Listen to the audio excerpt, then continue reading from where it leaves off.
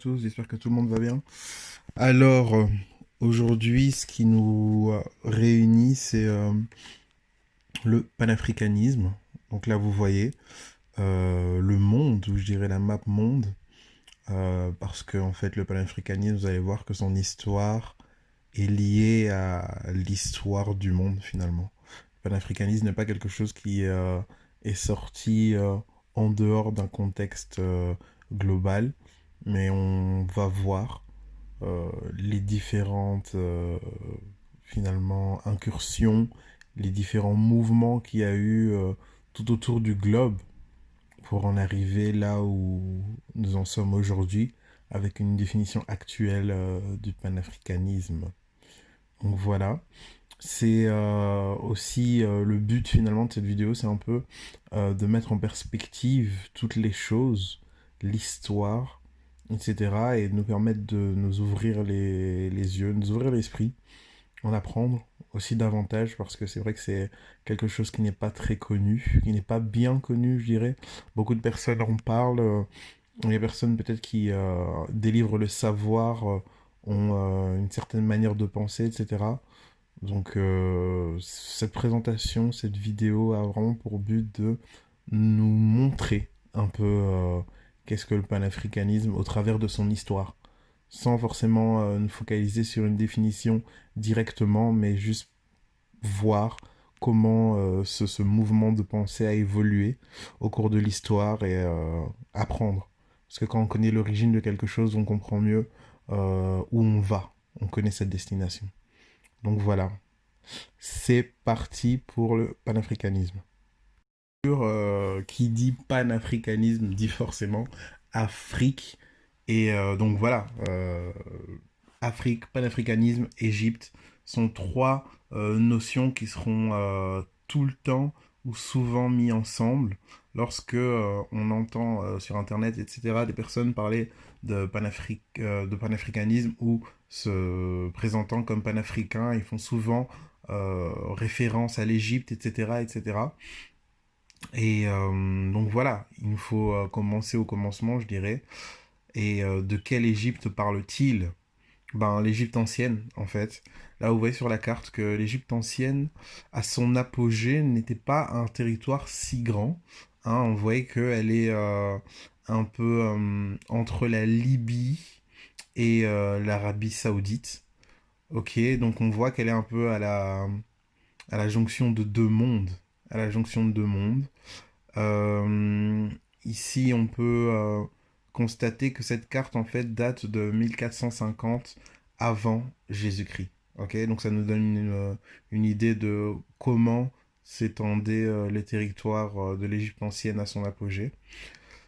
Quand on parle d'Égypte ancienne ou de toutes les dynasties égyptiennes, on parle des dynasties et une civilisation qui s'est étendue de 3150 avant Jésus-Christ à moins 30 avant Jésus-Christ. Donc c'est plurimillénaire. Hein.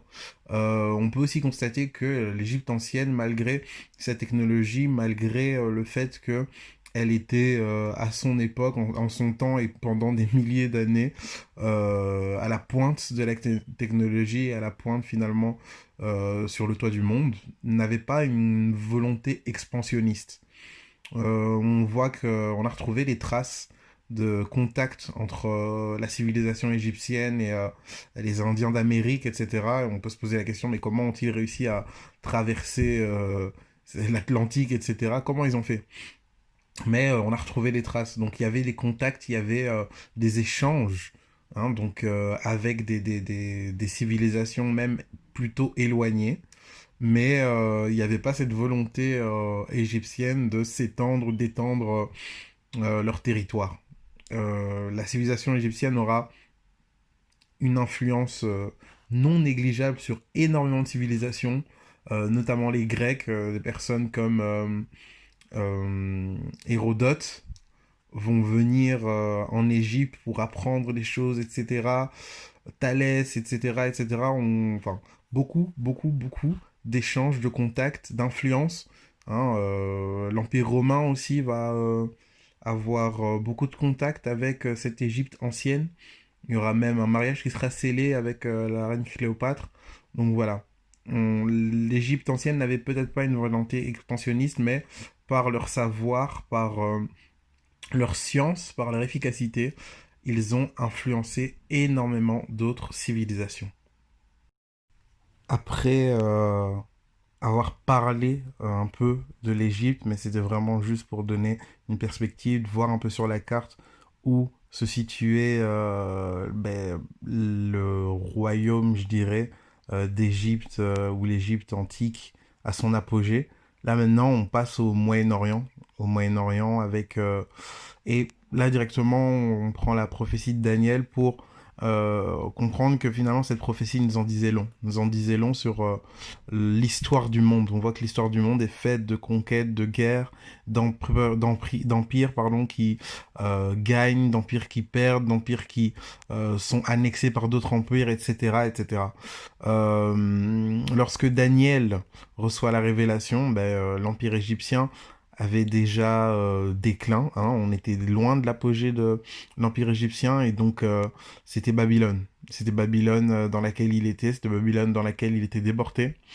Et il a eu cette révélation dans Daniel 2 avec cette statue qui représentait les différents empires qui allaient se succéder jusqu'au retour du Christ. Ok. Et nous, en tant qu'enfants de Dieu, il est intéressant et il est important de toujours mettre l'histoire en perspective, ok? Mettre l'histoire en perspective du cheminement ou de la ligne du temps que finalement Dieu nous a donné, ok? Actuellement, on se trouve à la partie des pieds de fer et d'argile, ok? Babylone, l'Empire médio-perse, la Grèce, Rome, les royaumes divisés, c'est dans cette époque-là qu'on est, en fait. Ok, les 10 rois ne se sont peut-être pas encore manifestés, on ne sait pas. En tout cas, l'Antéchrist ne s'est pas encore manifesté. Donc voilà où on en est. Et vous voyez qu'on est à la fin. Là, l'étape qui suit, c'est l'avènement de l'Antéchrist et puis le retour de Christ aussi.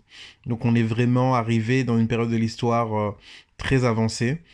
Il y a toujours eu une volonté spirituelle derrière l'histoire des hommes. Et là, en fait, Daniel a une prophétie où on voit que, en effet, derrière l'histoire, il y a une volonté spirituelle, il y a un endroit vers lequel on va, ok? La volonté de Dieu, lorsque Dieu a créé la terre, etc., c'était tout simplement d'être en relation avec l'homme et de pouvoir lui donner cette terre, qu'il puisse la cultiver, la garder et la faire fructifier. Puis l'ennemi s'est inséré dans le plan de Dieu. L'ennemi s'est mis entre finalement Dieu et l'homme pour essayer de lui imposer sa volonté. Et on sait que la volonté du diable, c'est tout simplement que l'homme soit éloigné de Dieu, c'est dévoyer la création de Dieu pour l'amener dans les ténèbres, ok? Et pour cela, il veut avoir l'hégémonie sur terre. Et donc à partir du moment où l'homme a péché, à partir du moment où je dirais même que le diable a été chassé du ciel, il avait sa volonté, et sa volonté c'était de détruire le plan de Dieu. C'est ça sa volonté. Et donc voilà, là on est en train de préparer la fin. Et sachez que tous les événements de l'histoire que nous vivons, que nous voyons, que nous analysons, amènent tous à une seule direction. La préparation de la fin, la préparation de l'avènement de l'Antéchrist, l'Armageddon, la guerre du bien contre le mal. Donc ne soyons pas tout simplement, je dirais, naïfs. Il y a une direction qui est donnée, ok? Et le diable fait tout pour aller dans cette direction. Et nous, en tant qu'enfants de Dieu, finalement Dieu dépose sa volonté dans ses enfants afin que ces enfants puissent ouvrir la parenthèse pour qu'un maximum de personnes soient sauvées avant la fin. La grande, on parle souvent de Babylone, hein? On parle souvent de Babylone, donc là, j'ai mis une image pour que vous voyez, pour que vous situiez un peu où est-ce qu'était Babylone. Vous constatez que Babylone n'était pas loin de l'Égypte, ok? Pas loin du tout de cette Égypte plurimillénaire qui a eu un impact et une influence sur énormément de civilisations, dont notamment Babylone.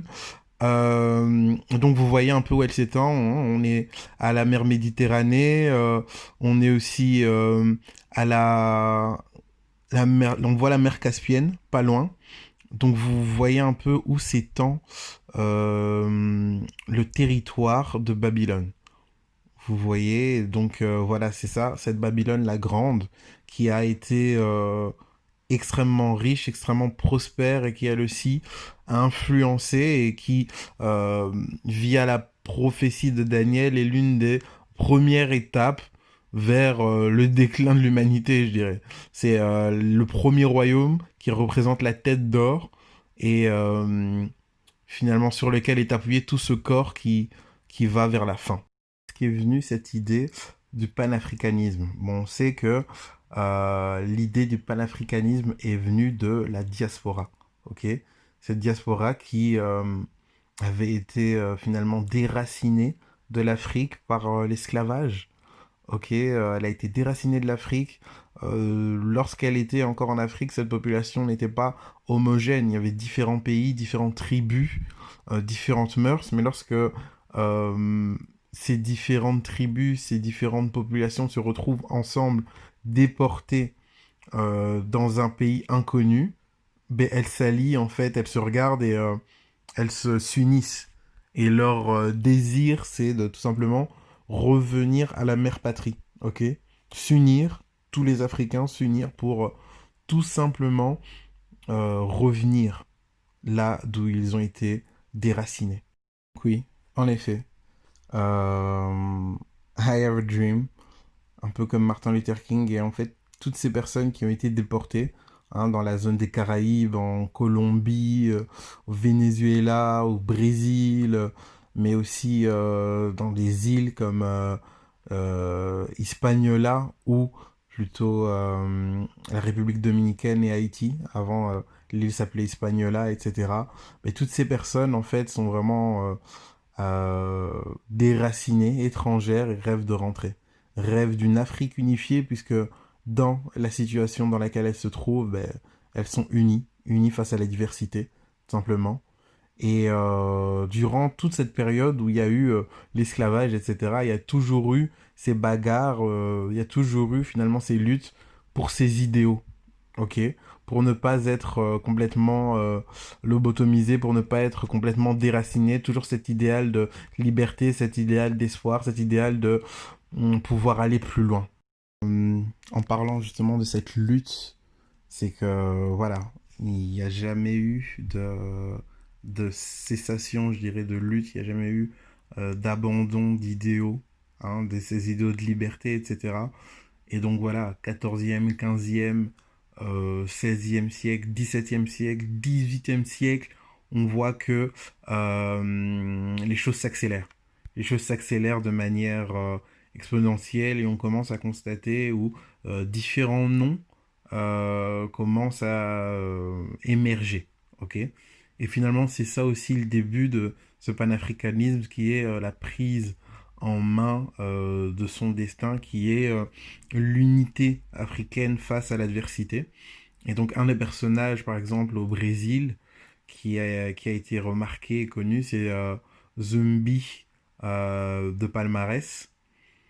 Et donc c'est quelqu'un qui est né en 1655 et qui est mort en 1695. Et c'était un chef de guerre. C'est un chef de guerre qui était important. Et il a créé son royaume autonome qui s'appelait Des Palmares. Ok, il l'a fondé au XVIIe siècle. Et tout ceci s'est passé au nord-est du Brésil.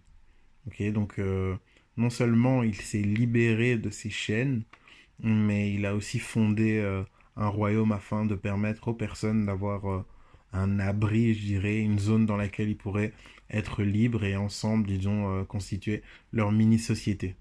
Dans cette lutte, il y a aussi des leaders féminins qui se mettent en valeur ou qui se mettent en évidence, comme la reine Nani ou Nani, ok, qui on l'appelle aussi Nani, Nani des Marrons, qui est donc une héroïne nationale jamaïcaine et une des plus grandes figures emblématiques de la résistance des Marrons jamaïcains au XVIIIe siècle. Ok, donc on voit que il y a des mouvements qui sont en train de se passer où justement dans les différentes colonies En Amérique, il y a des personnes qui se positionnent et qui revendiquent leur liberté et qui la gagnent, qui se battent et qui survivent. Vraiment, toutes ces petites ou toutes ces insurrections, hein, ok, toutes ces insurrections dans les différents pays, etc., ont pour but de recréer des mini-Afriques, des mini-sociétés dans leur territoire. Ok, au Brésil, les esclaves vont se constituer en mini-sociétés qu'on appelle quilombo. En Colombie, ils vont se constituer en mini-sociétés qu'on appelle palenque. Et donc on va voir que à chaque fois là où ils se rencontrent, ben, ils se constituent en société pour reproduire finalement ce qu'ils connaissaient en Afrique. Et leur société fonctionne plutôt bien.